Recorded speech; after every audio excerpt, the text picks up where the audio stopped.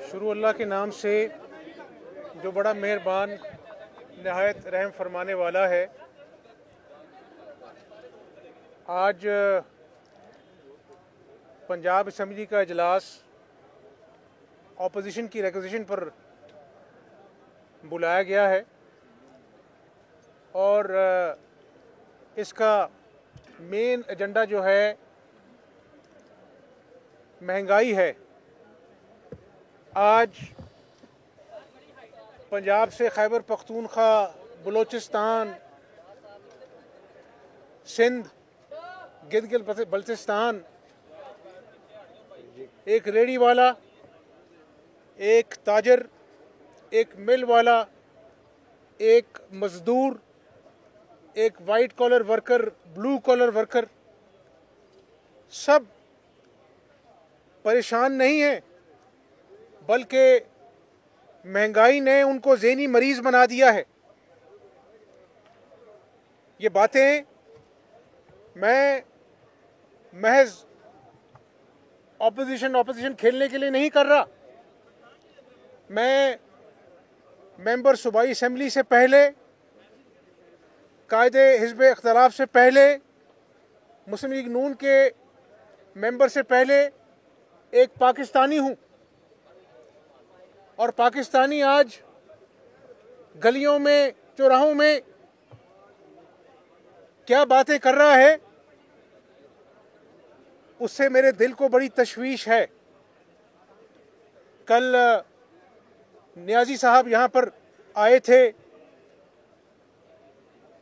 पंजाब काबीना के इजलास की सदारत की और वहाँ भी उनको मेरी याद सता रही थी। देखिए, मेरी बात सुने, जो कुछ भी हो रहा है, दोबारा कहना चाहता हूं, जो कुछ भी हो रहा है सिर्फ नियाजी साहब अपनी नाअहली, अपने खिलंडरेपन को, अपनी नॉन सीरियसनेस के वजह से जो आज माली मुश्किलात का ये कौम सामना कर रही है, उसको अटेंशन को, कौम की अटेंशन को डाइवर्ट करने के लिए ऐसे ओछे हथकंडे इस्तेमाल कर रहे हैं।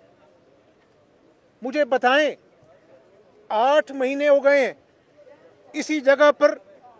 मैं चंद महीने पहले भी कहता था कि खान साहब, आपको मांगे तांगे की हुकूमत अगर मिल गई है तो ऐसा ना हो कि आपके तमाम तर वादे झूठे पड़ जाएं, कंटेनर पर चढ़कर जो आप किया करते थे और इस मुल्क को नाकाबिले तलाफी नुकसान पहुंचे।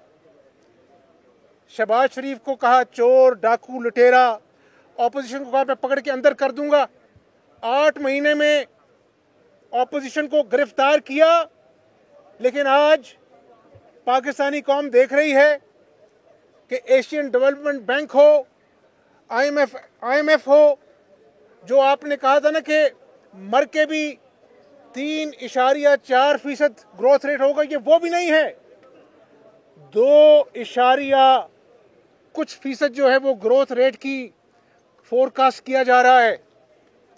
ये बड़ी तशवीशनाक बात है। महंगाई 9.4% महंगाई हुई है। हम ग्रोथ रेट, हमने IMF का पहला, पाकिस्तान की 71 साल तारीख में पहला IMF का प्रोग्राम मुस्लिम लीग नून ने नवाज शरीफ की क़यादत में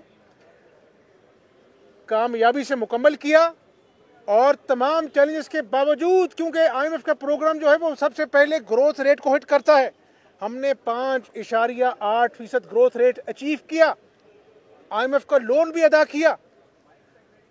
आज 2.9% की अपना जो है ना बात की जा रही है। डॉलर 143 रुपए का हो गया है। 71 साल में डॉलर की जो गिरावट है 35% हुई। कितनी हुई? 35%, जिसकी नज़ीर नहीं मिलती। और आपको मालूम है, माहिर मईशत यहाँ पर हों तो उनको पता है कि जब डॉलर गिरता है तो एक्सपोर्ट्स बढ़ती हैं। ये पहला मौका है कि डॉलर में 35% गिरावट हुई और आज आपके जो फिगर्स हैं इकोनॉमिक, वो कहते हैं कि 12% एक्सपोर्ट्स कम हुई हैं। इनको तो बढ़ना चाहिए था, 12% कम हुई हैं। स्टॉक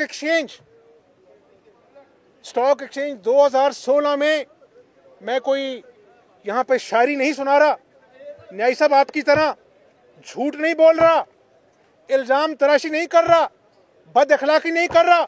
मैं कौम के जख्मों को आपके सामने दिखा रहा हूं कि कौम जो है वो महंगाई की आग में जल रही है। इमरान न्याजी साहब, ये कौम महंगाई की आग में जल रही है और आपकी हालत काबिले तरस है, इसलिए कि आप शरीफ खानदान के बुग़्ज़ में जल रहे हैं, दिन रात जल रहे हैं। इससे क्या होगा? शहबाज शरीफ को गिरफ्तार किया, नवाज शरीफ को गिरफ्तार किया, हनीफ अब्बासी को गिरफ्तार किया, ख्वाजा साद रफीक को गिरफ्तार किया, सब नून लीग की पेशियां भुगत रहे हैं। क्या 8 महीने में मुआशी हालात बेहतर हुए या खराब हुए? हुसैन नवाज को इंटरपोल ने गिरफ्तार करने से मना कर दिया।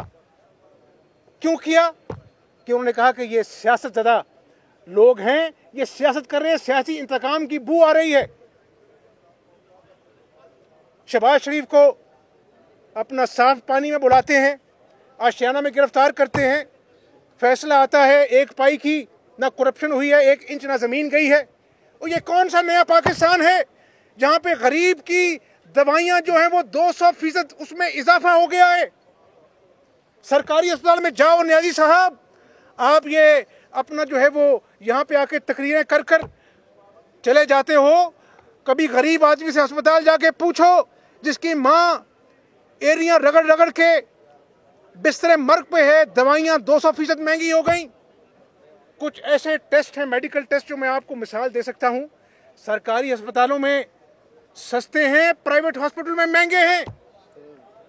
ये कहां जाएंगे गरीब लोग?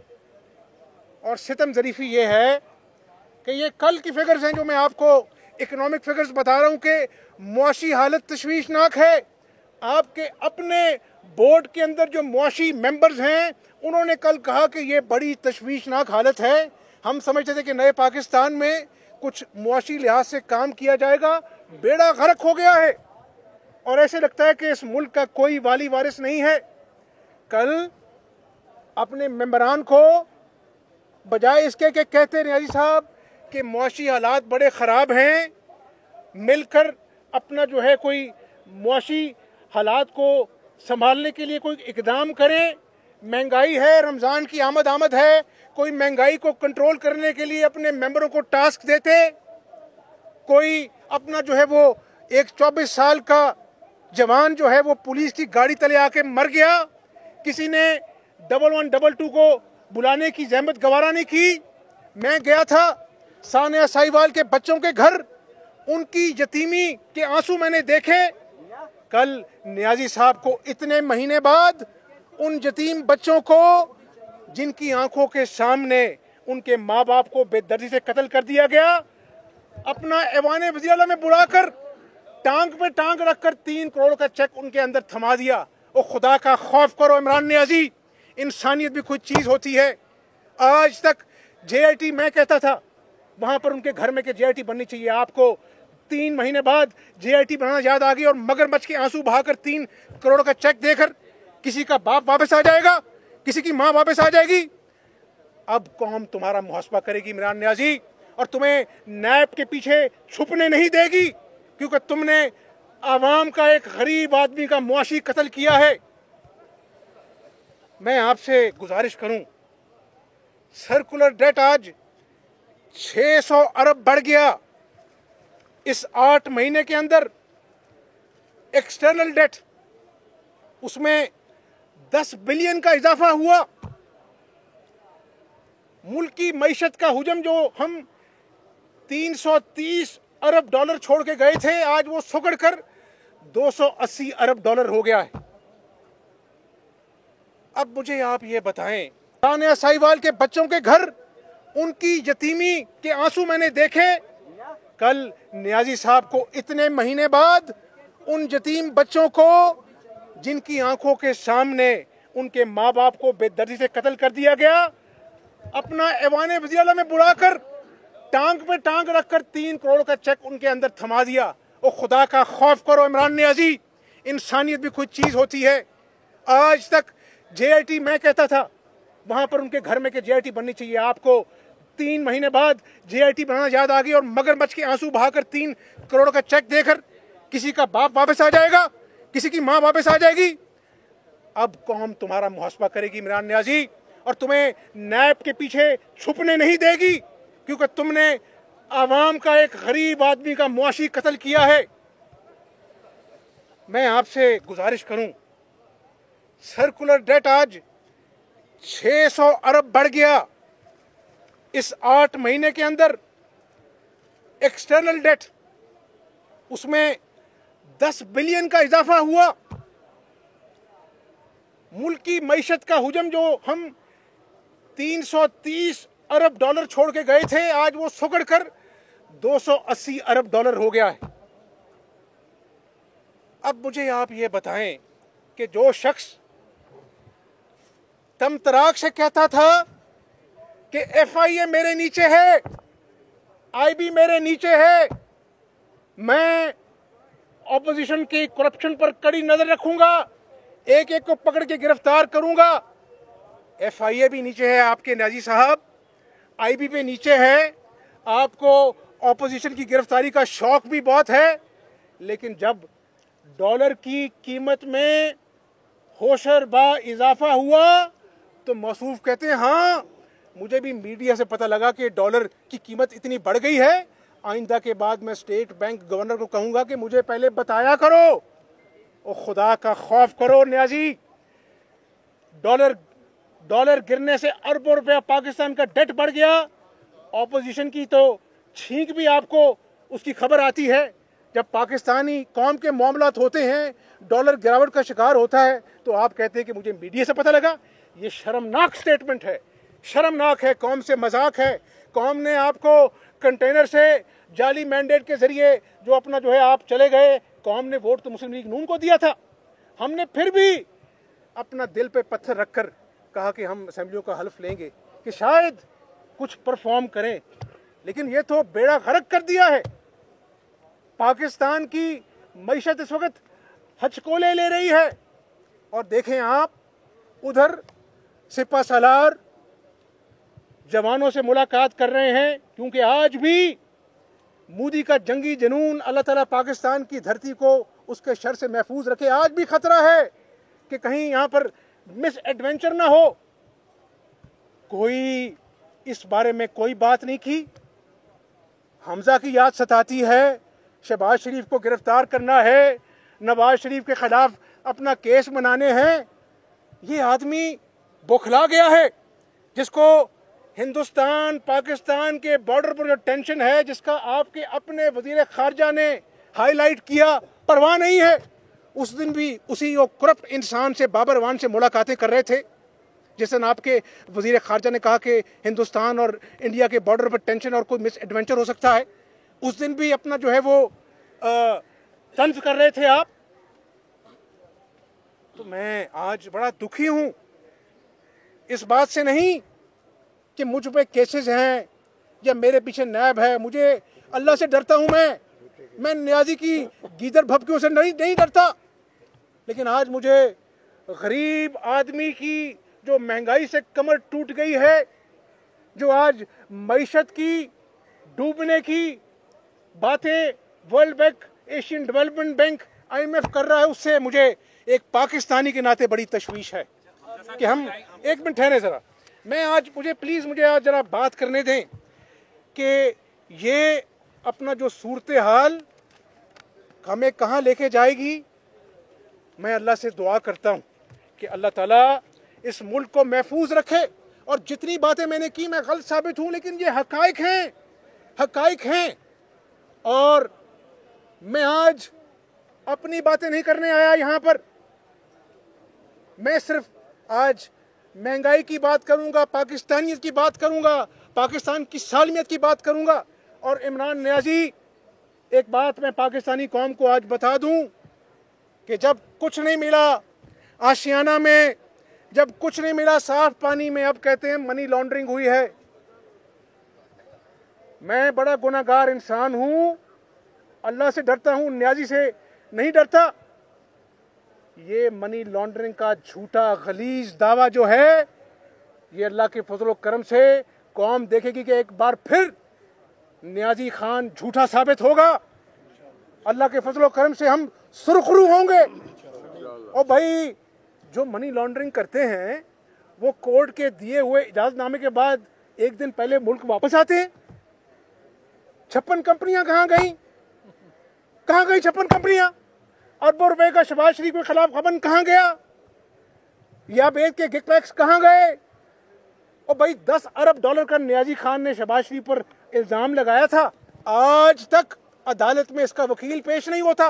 ये झूठा शख्स है, ये झूठा शख्स है, नाअहल है, ये खिलाड़ी नहीं है, खिलंडरा है, खिलंडरा। और मत डराओ मुझे एक डिक्टेटर ने 10 साल यहां पर गिरवी रखा था।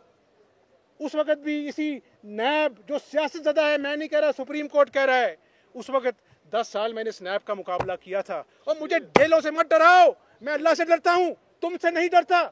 लेकिन जब तुम पाकिस्तानी कौम पे महंगाई, कमर तोड़ महंगाई करोगे तो मैं तुम्हारा मुकाबला करूंगा न्याजी, इंशाअल्लाह ताला।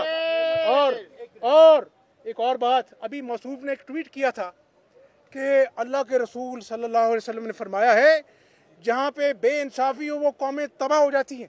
हमारी जान कुर्बान अल्लाह के नबी सल्लल्लाहु अलैहि वसल्लम पर, लेकिन तुमने रेडी वाले को उसका रिस्क गिरा दिया, कच्ची छत यतीम की गिरा दी। आज भी बनी गाला के नाजायज तजावुजात गरीब आदमी की बेबसी का मजाक उड़ाते हैं। ये दोगला आदमी है, झूठ बोलता है। झूठ के अलावा इसने 8 महीने में कौम को कुछ नहीं दिया। महंगाई दी, भूख दी, बेरोजगारी दी।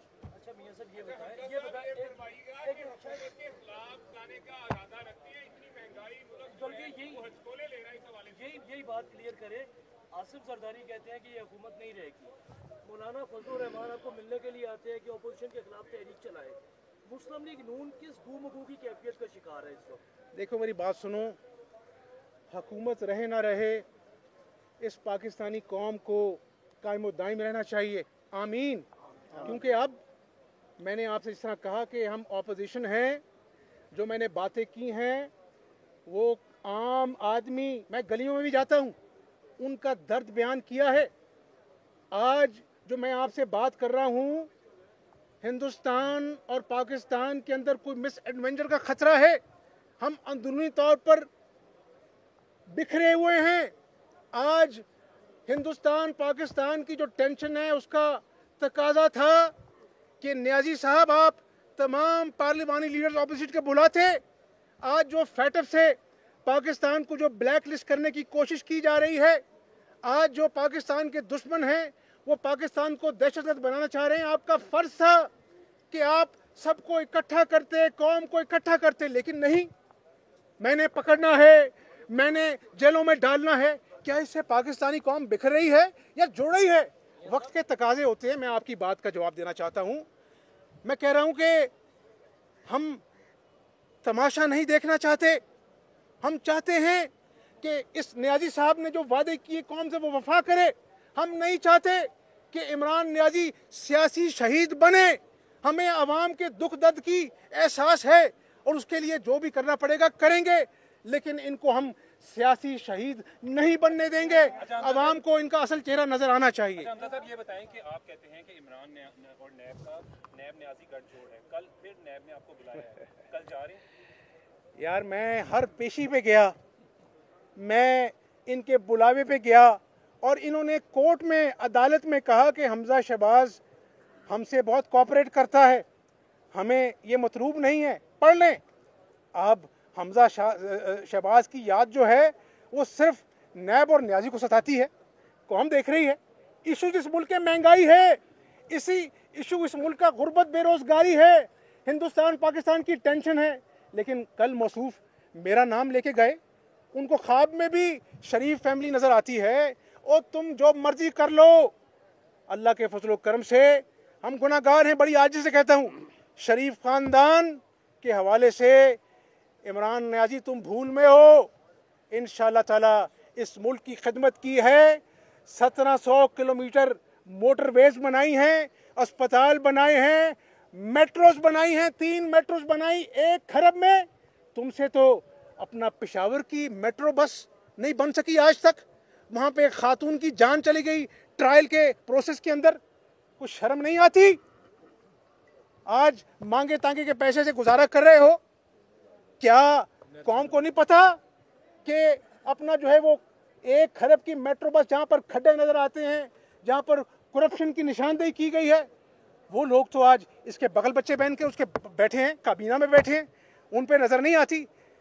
और मुझे नहीं डर लगता। जो अल्लाह से डरते हैं वो नियाजी की गीजर भभकियों से नहीं डरते।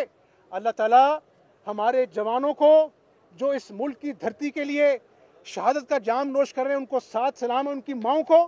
और अल्लाह ताला से दुआ है कि अल्लाह ताला पाकिस्तान की हिफाजत फरमाए, मोदी के जंगी जुनून से हमको पनाह दे और पाकिस्तान के ऊपर अल्लाह ताला रहम करे। बताइएगा हमदर्द साहब कि आखिर हुकूमत कौन चला रहा है? अगर इमरान नियाजी फेल है, उसके पास तजर्बा नहीं, वो नाहल है, वो डिलीवर नहीं कर पा रहा, तो ये चला निज़ाम कौन चला रहा है? इसके पीछे कौन है? यही मैं पूछ रहा हूँ।